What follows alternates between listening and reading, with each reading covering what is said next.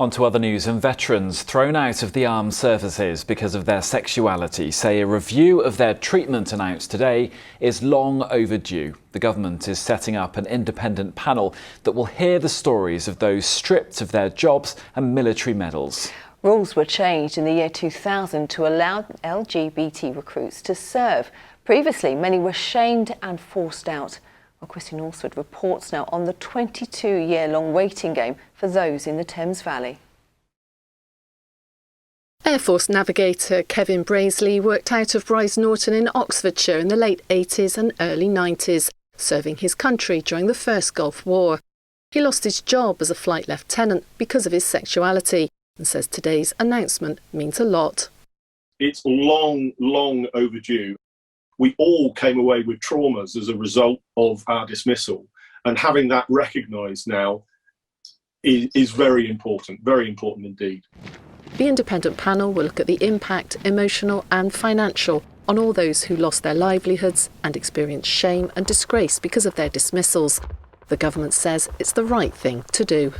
The point of the review is to work out exactly what the impact, the cost has been, and to make some recommendations about how to mitigate. Look, the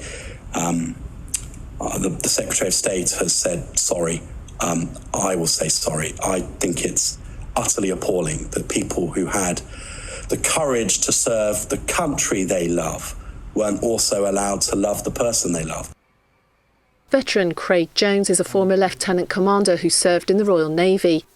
He thinks it's a national scandal that it's taken so long for today's announcement, when the past has taken its toll on so many. It was the loss of everything. It was quite literally a disgraceful end. If I had been caught, I would have been marched down the gangway by two Royal Navy military police officers.